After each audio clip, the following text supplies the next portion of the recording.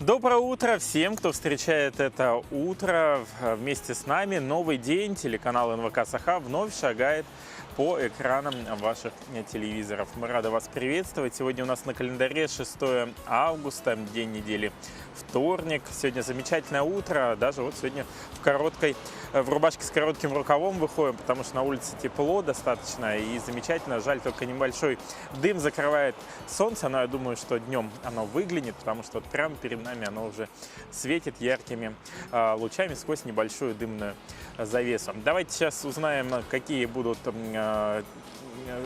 сколько будет показывать столбики термометров у нас в Улусах и в городе Якутске.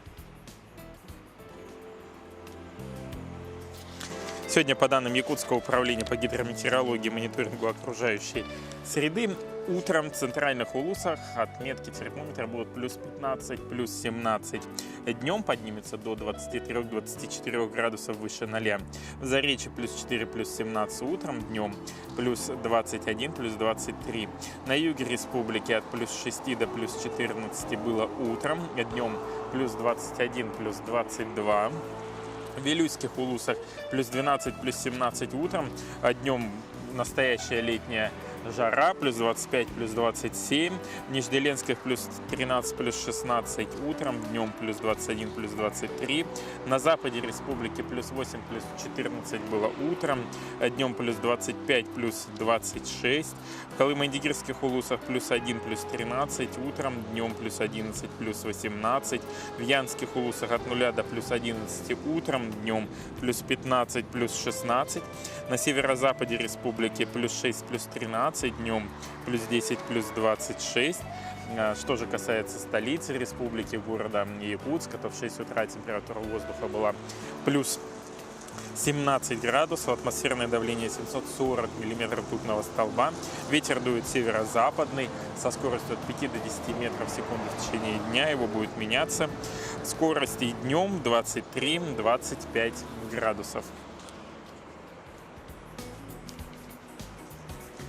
Вот сейчас смотрю на набережную, откуда мы ведем сейчас прямой эфир, и вижу, как люди занимаются спортом, активно бегают. Это замечательная погода, думаю, будет способствовать этому весь август, по крайней мере, в городе Якутске. Настало время перейти к нашей постоянной рубрике «Новости». Слово информационной службе нашего канала.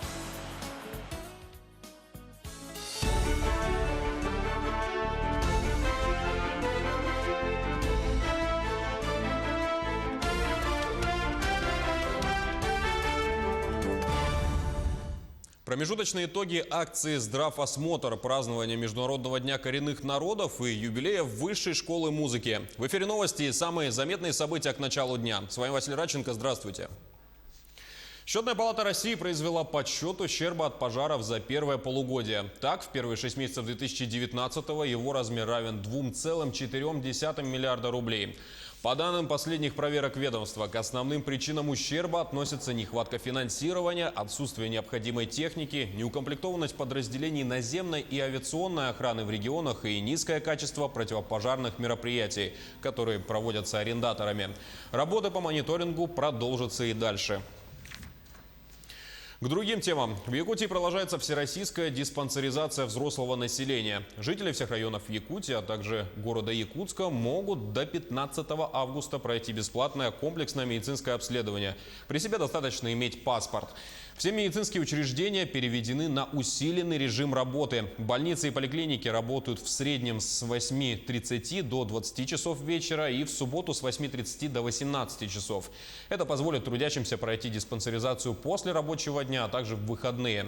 Для удобства граждан площади и крупные торговые центры также оборудованы для прохождения медицинского осмотра. По данным Министерства здравоохранения Якутии, на сегодняшний день здравосмотр прошли 5000 якутян. Медперсонал Намской больницы проводит диагностику не только жителей райцентра, но и близлежащих наследников. Жители райцентра и района старше 18 лет бесплатно и за короткое время могут сдать анализы, получить консультацию специалистов, сделать ЭКГ и прослушать женскую консультацию. Каждый обратившийся получает первичное заключение врача о состоянии своего здоровья. По данным медработников, в день здравосмотр проходит в среднем 40 человек. Еще раз напомню, что акция продлится до 15 августа. В Намцах время установлено с 14 до 20 часов по будням и с 12 до 18 часов по выходным. Просто спонтанно узнал, мимо проходил, вот. Потом я решил провериться. Ну вот, все. Вот, сдал кровь на анализ, на сахар, на холестерин. Результаты говорят на завтра будем получать здесь же. Ну все, потом удобно, хорошо так. Вот, потом я решил провериться. Все. Международный день коренных народов отметят в Якутске. Празднованию дала старт научно-практическая конференция Северо-Восточного федерального университета под названием «Сохраним культуру, сохраним народ». На сегодня в мире проживает 400 тысяч представителей эвенкийского народа. Все они живут в разных регионах России, Монголии и Китая. В век глобализации географическая разбросанность становится одной из причин утери родного языка и традиционной культуры. Еще один бич современности – это утрата кочевого образа жизни. Участники конференции обозначили пути сохранения нематериальных ценностей эвенкийского народа. Отмечу, что в Якутии проживает более 15% всех представителей КМНС, Сибири и Дальнего Востока. Сейчас вводят федеральный государственный образовательный стандарт, и надо найти какой-то консенсус для того, чтобы родные языки, они могли, конечно, уже войти как предмет. Потому что во многих школах изучается как факультативы или элективные курсы, а он должен все-таки войти как предмет. Усилить функционирование языка в семьях, усилить функционирование языка в межотраслевом областях, да? Ну и, конечно же, сохранение традиционного образа жизни. Это прежде всего оленеводство, рыболовство и охота. А виртуозам Якутии в этом году исполняется 25 лет. Несмотря на сезон отпусков, артисты готовятся к предстоящим мероприятиям, которых будет немало. На одной из репетиций солистка ансамбля Афросинья Ефимова, которая аккомпанировала заслуженной артисткой республики Надежда Петрова, исполнили камерную сонату номер 5 Бетховена. Ее еще называют «Весенняя». Именно эту композицию Ефросинья прошлой осенью представила на всероссийском конкурсе во Владивостоке. В этом году нашему ансамблю 25 лет. У нас очень было много гастролей с начала года. С осенью мы будем давать концерт у нас в Якутске. Это будет 19 сентября. Затем мы едем в Санкт-Петербург, где выступаем на международном форуме культурном. В Малом зале это будет 15 ноября. Дальше мы едем в Ярославль, Рыбинск и другие города, которые находятся рядом. На этом у нас пока вся информация. Спасибо за внимание и хорошего вам дня.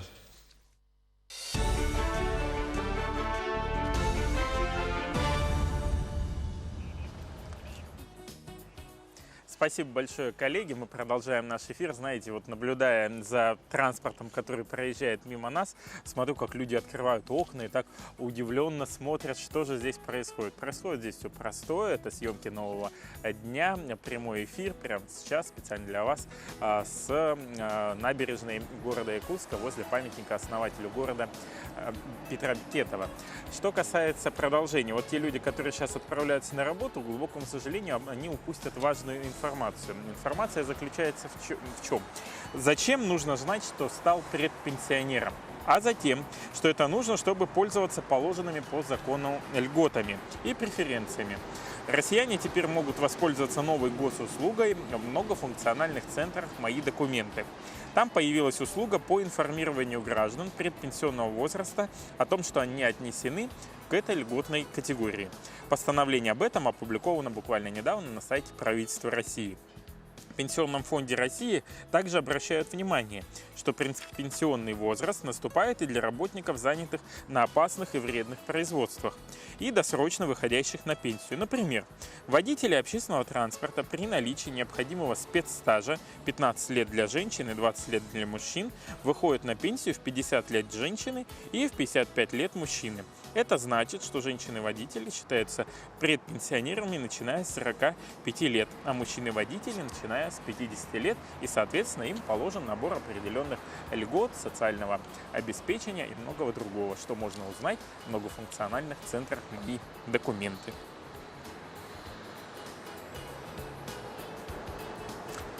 Волонтерство – это неоплачиваемая, сознательная, добровольная деятельность на благо других. Наверное, многие в студенческую пору, да и в принципе и сейчас, бывают иногда волонтерами. Ну, к примеру, могут перевести человека через дорогу или помочь где-то бабушке с сумками. Это ведь тоже определенный волонтерский труд. Библиотеки города Якутска дают возможность каждому желающему помочь сделать мир чуточку добрее и вступить в ряды библиотечных волонтеров. Подробнее в нашем следующем сюжете. Волонтерство в библиотеке означает помощь в воплощении в жизнь сказочных историй для самых маленьких читателей, предоставление библиотечных услуг для пожилых людей, оказание помощи пользователям в изучении компьютерных технологий. Это значит развивать новые навыки, делиться своей любовью к чтению и библиотекам с другими. В наши филиалы может записаться любой совершеннолетний гражданин города Якутска и пригородов, соответственно, может выбрать направление, навык, которым он обладает, каким он хочет поделиться с нашими библиотеками. Это может быть IT, это может быть наука, культура, туризм и так далее. В данный момент у нас 64 заявки. Все эти волонтеры уже были распределены по нашим филиалам. На территории городского парка в лесной библиотеке еженедельно проходят различные мероприятия на любой вкус для всех желающих.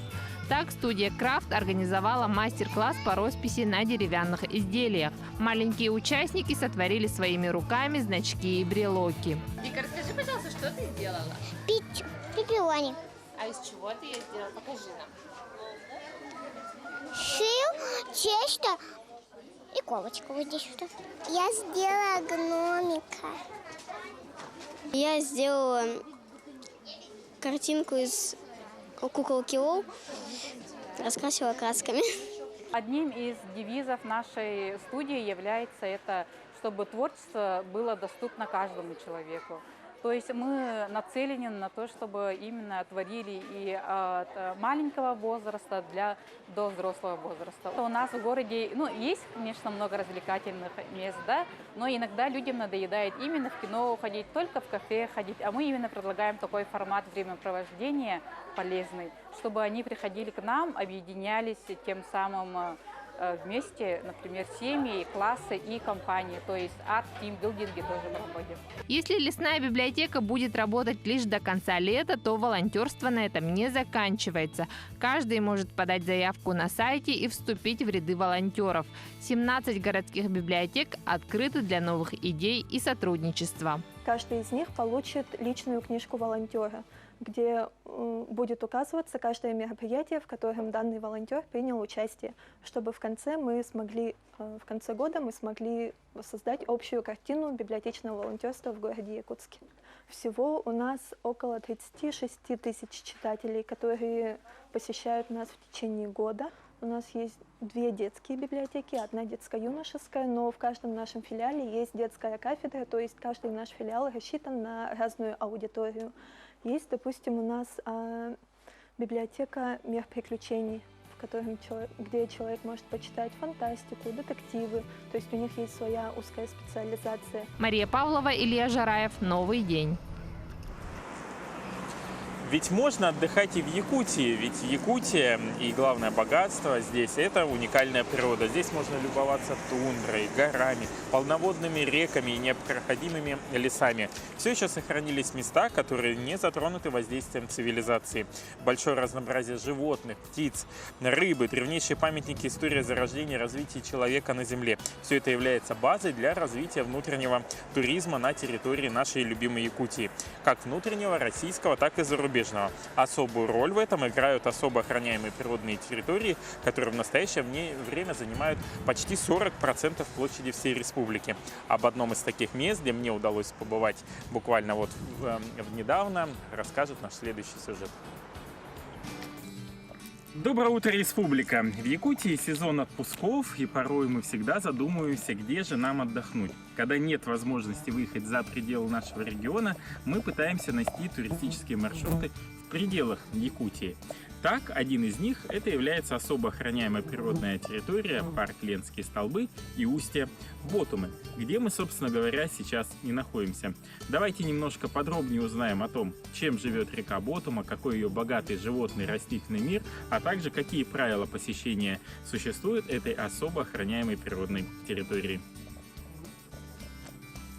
На лодке по линии плыть до Ботумы всего лишь минут 15. Необходимо остановиться на кордоне инспекторов природного парка и отметиться, иначе сможете стать нарушителем. Займет это немного времени, познакомитесь с местными дружелюбными охранниками, которые охраняют в первую очередь от хозяина тайги медведя, который на Ботуме частый гость. После этого можем отправляться дальше.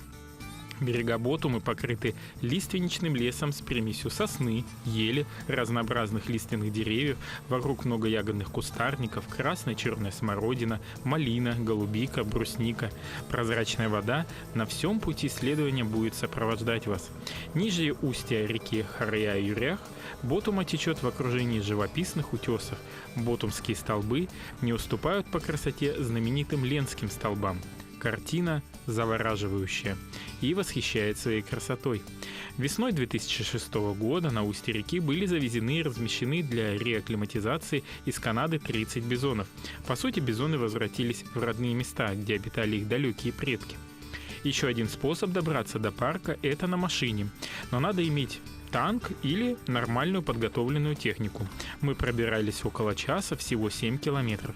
Местные таксисты на УАЗиках подкидывают людей за 3000 рублей от кафе «Легион», что на федеральной трассе, в районе 130-го километра. Кстати, там есть номера, можно и переночевать. На территории парка выявлено 464 вида высших сосудистых растений. Доминирует равнинная лиственничная тайга. Интересно, что только здесь произрастает эндемичное растение, больше оно не встречается нигде в мире. Много здесь и других редких цветов и трав. Постеница мелкоцветная, башмачок пятнистый, лилия пенсильванская и многие другие. Действительно удивительным растением можно назвать люпины арктические, семена которого побили все мировые рекорды жизнеспособности. Животный мир тоже многообразен. На территории парка обитает 42 вида млекопитающих, 99 птиц, 27 из которых относятся к редким и исчезающим. 4 земноводных и пресмыкающихся, 23 вида рыбы. Ягель и оленей мох – один из самых морозостойких видов лишайников. Чаще всего в лесах и на прибрежных участках встречаются колонок, соболь, американская норка, степной хорек и росомаха. Из более мелких животных распространены белка-летяга, белка обыкновенная, азиатский бурундук, длиннохвостый суслик, заяц-беляк. Водится здесь и кабарга, которую нам удалось увидеть, жаль не заснять. Это относительно небольшое животное, похожее на оленя. Длина тела взрослой кабарги достигает 1 метра, высота в холке 70 сантиметров. Ну и, конечно же, многих манит на реку именно рыбалка. А на Ботуме обитают ленок до 5 кг, сик до 2 кг, хариус до полукилограмма. Килограмма может где-то на 1,5, наверное, есть. Щука доходит до 7 кг, окунь до 2 кг. Поймать окуня на Ботуме достаточно легкое дело. Главное иметь элементарные навыки сноровки, и окунь ваш. Вот такой вот неплохой экземпляр. Если рыбалка прошла успешно, можно искупаться, как это сделал я. Вода отличная. Надеюсь, что информация, полученная от нас, была для вас полезна. Отдыхайте в родной и любимой Якутии. Я думаю, этот отдых всегда пройдет с пользой и останется на долгие годы в воспоминаниях. Зарплатное рабство отменено. Если вы не знаете, что это такое, тогда следующий сюжет вам точно поможет. Сегодня, как правило, банк выбирает работодатель, в основном один из крупнейших, для зарплатного проекта без ведома работника и без учета его интересов, и часто отказывает в праве перевести выплаты в другой банк.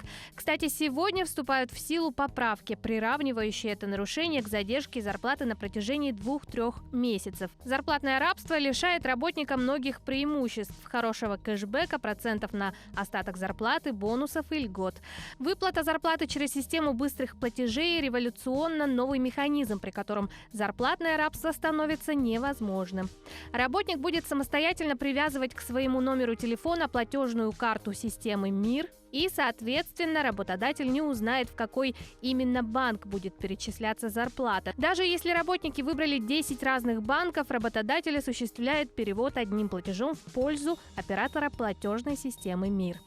Центробанк подчеркивает, важно не только обеспечить перечисление зарплаты, но и выработать механизм урегулирования спорных перечислений и возврата ошибочно зачисленных средств. Система быстрых платежей позволяет мгновенно переводить деньги по номеру мобильного телефона, независимо от того, в каком банке открыты счета отправителя или получателя. В системе участвуют пока 16 банков. Центробанк настоял на установлении для всех банков обязанности подключиться к системе. Каждый проводит лето по-своему. Ну, со мной уже все понятно, да, я люблю отдыхать в родной Якутии, потому что я люблю республику, хочется съездить, посмотреть как можно больше достопримечательностей. Благо погода в этим летом этому способствует. Можно и на рыбалку съездить, можно и на природе где-то отдохнуть с друзьями, в хорошей компании, вместе с семьей. Но каждый проводит лето по-своему. Именно этим вопросом задались наши корреспонденты и отправились по улицам города выяснять у жителей и гостей столицы, как они проводят лето. Как ты проводишь свое лето и что именно ты делаешь? Я хожу на корейский язык. Это, в принципе, все мое лето. Но потом скоро я поеду на море. Нормально. Отдыхаем. Ну, скорее всего, ничем. Дома. Дома выходные, дома. В такую погоду лучше всего сериалы смотреть и спать. Как раз выходные. Как песни Юрия Кукина. А все-таки жаль, что кончилось лето. Ну, вот так вот. Приехали в отпуск, отдыхаем, смотрим достопримечательности Якутии. Вот. Сейчас планируем на Ленские столбы съездить. Ну, пока все. В деревню еще ездили, работали там, на сенокос, туда-сюда. Ну и все пока. На Курулуры ездил, на водопады. Отдых хороший на даче в основном. Ну и в городе так. Ну, у меня сейчас отпуск, я абитуриент, с племянником абитуриент. На рыбалку езжу, чаще купаться, все. Ну и работаем. На работе, как обычно. Ну, я вообще учусь в Петербурге, я студентка, приехала на каникулы летом, сейчас прохожу практику. На работе. Ну и по выходным куда-нибудь езжу. Просто. Сейчас небольшой клип, после этого мы продолжим.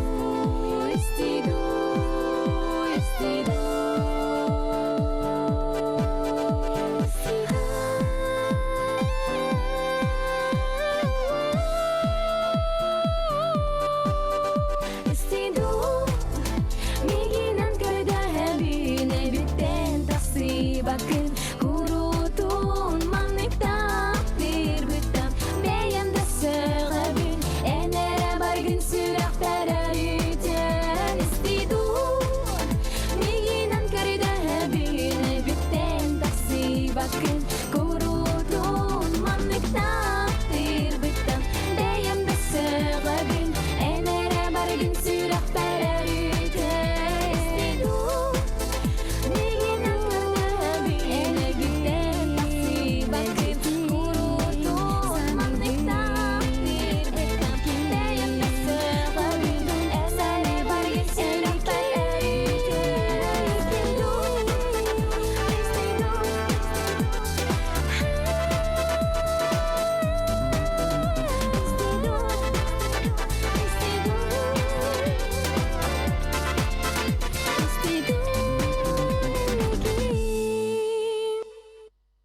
Хочу напомнить, что сейчас в городе Якутске плюс 17 градусов, днем ожидается плюс 23, плюс 25. Погода соответствует тому, что вы видите сейчас на своих экранах. Я же с вами прощаюсь, ухожу в отпуск. Мои коллеги продолжат эфир, Катя Винокурова и возвращается с отпуска Ларина Сукуева. Будут делиться с вами позитивными новостями, хорошим настроением. И надеюсь, что весь август пройдет у вас именно под этим лозунгом. Улыбайтесь, и тогда будет у вас все замечательно и хорошо. Оставайтесь с новым днем, с телеканалом НВК Саха. Всего вам самого доброго и отличного вторника. Пока-пока.